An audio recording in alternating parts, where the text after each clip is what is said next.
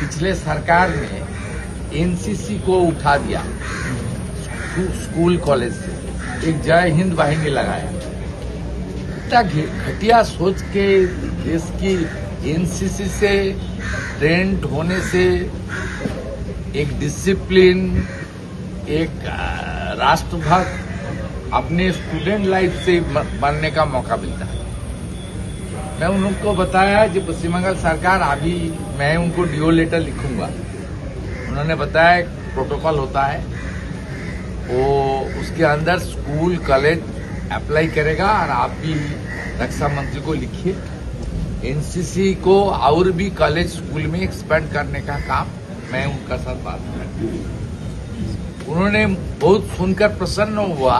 Police, fire brigade, forest और हमारी civil defence में हम लोग अग्निवीर के लिए 20% रिजर्वेशन कर दिया।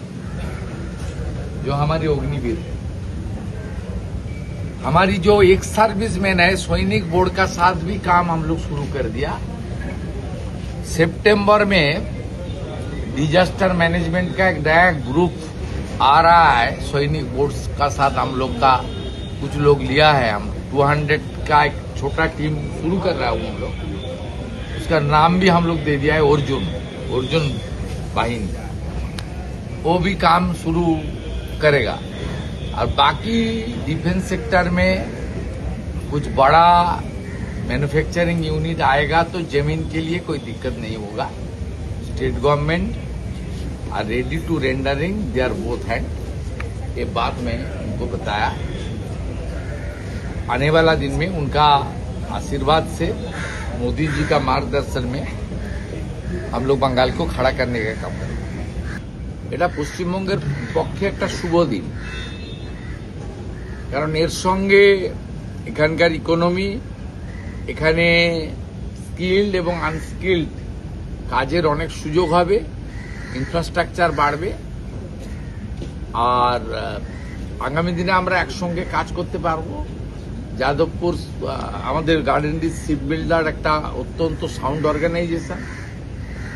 এরা অনেক কাজ করছে, বিশেষ করে আমাদের আত্মনির্ভর ভারত। কারণ আমরা তো পশ্চিমবঙ্গ হয়ে গেছিলাম নির্ভরশীল পশ্চিমবঙ্গ, এখনো বেরিয়ে আসতে পারিনি, ভাতা নির্ভর হয়ে গেছিলাম।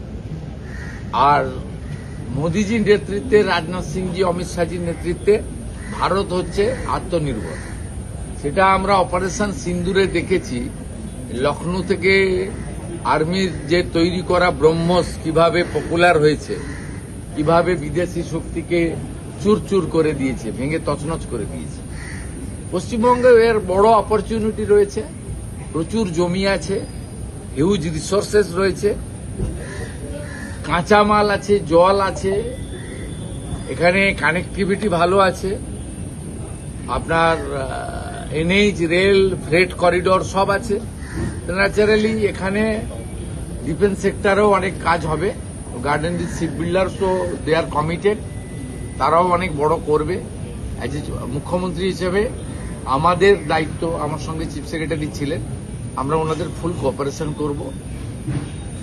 এখানকার মূল প্রোগ্রামের পরে এমএসএমইর 25 জন যারা মানে এমএসএমইর ভিতরে কাজ করছেন বা কাজ পেয়েছেন থ্রু জেম পোর্টাল বা থ্রু প্রসেস, তাদের সঙ্গে ইন্টারাকশন উনি করছিলেন ইন প্রেজেন্স অফ মি।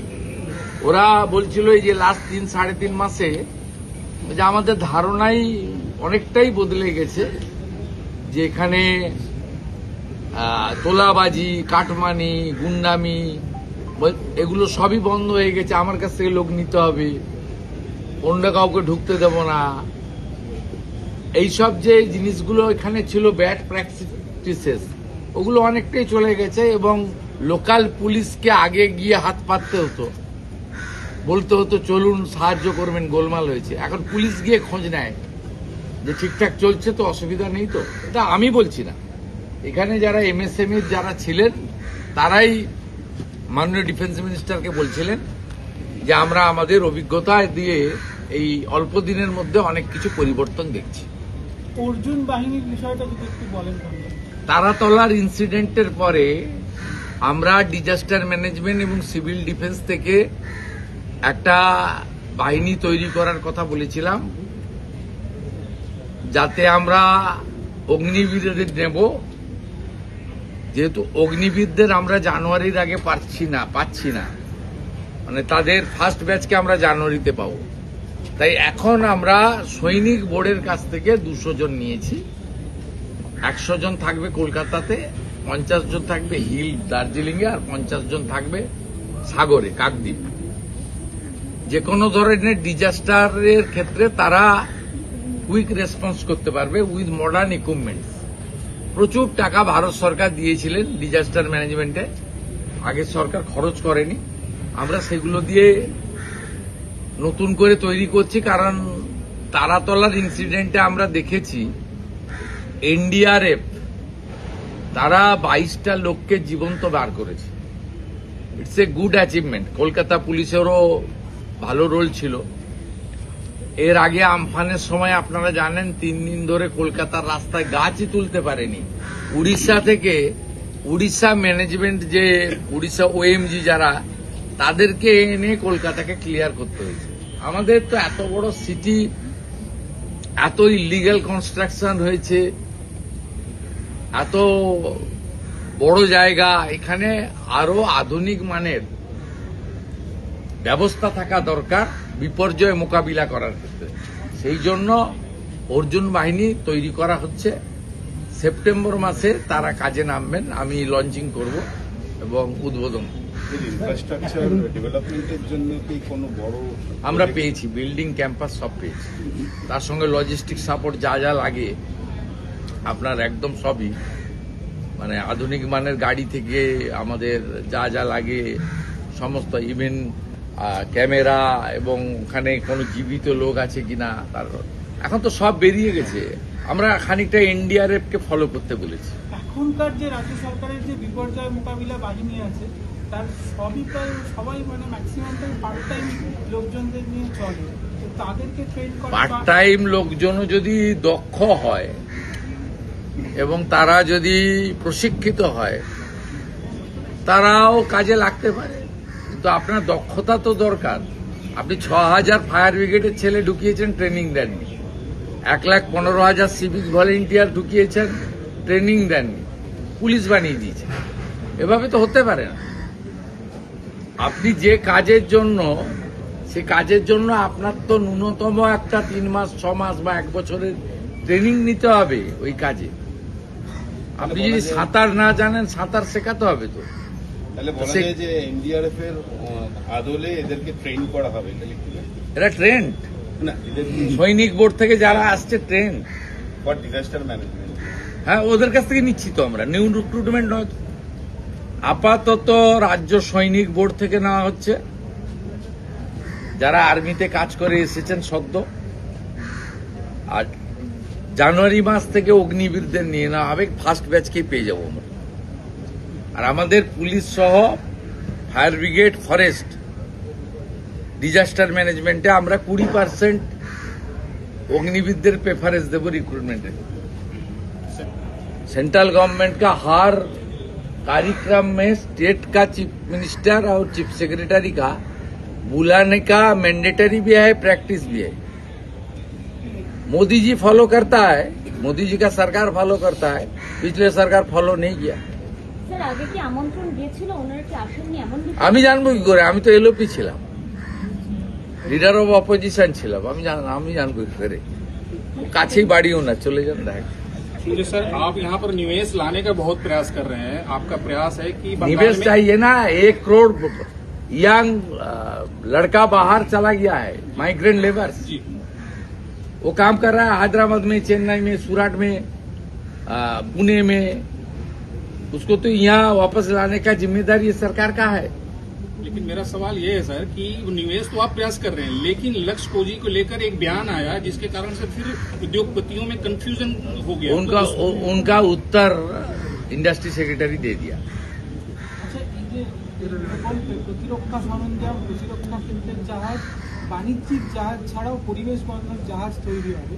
তো এই 5টা প্রকল্প থেকে কর্মসংস্থানে বা অন্যান্য ক্ষেত্রে কিরকম ধরনের সুবিধা হতে একটা পারে? প্রেজেন্টেশন দিয়েছে গার্ডেন রিচ শিপ বিল্ডার্স, তাতে সব দেওয়া আছে। ইনভেস্টমেন্ট কত দিনের মধ্যে তৈরি হবে এবং এখানে কি হবে। সবচেয়ে বড় কথা হচ্ছে এখানে জব ওরিয়েন্টেশনের থেকেও বড় কথা আমাদের আত্মনির্ভর ভারতের ক্ষেত্রে ডিফেন্সের যে প্রোডাকশন সেটা এখান থেকে হবে। It's a very good achievement for us. Bharat defence সেক্টরে এবং শিপ বিল্ডিং এর ক্ষেত্রে কিছুদিন আগে অনারেবল পিএম এর সঙ্গে আমি এসেছি। এখানে নৌসেনার 3টে রণতরীকে ডেডিকেট করেছেন অনারেবল পিএম, সেটাও এখান থেকে বানানো। অর্থাৎ আমাদের প্রাইম মিনিস্টারের যে স্লোগান আছে ভোকাল ফর লোকাল, আমরা ভারতই সব করতে পারি। তো ডিফেন্স সেক্টরে আমরা গোটা ওয়ার্ল্ডকে লিডারশিপ দেব, সেই কথাই এখানে আজকে ডিফেন্স মিনিস্টার বলেছে। এবং বেঙ্গলে গার্ডেন রিচ শিপ বিল্ডার্স এর এনাফ অপরচুনিটি রয়েছে, গোল্ডেন অপরচুনিটি রয়েছে। তাদের কাছে আপনার হিউজ ল্যান্ড রয়েছে,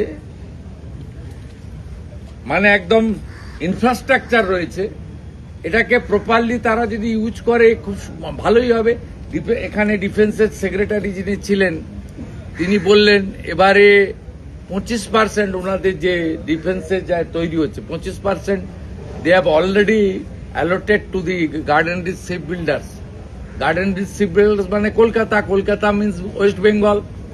as a chief minister it's a proud movement for me.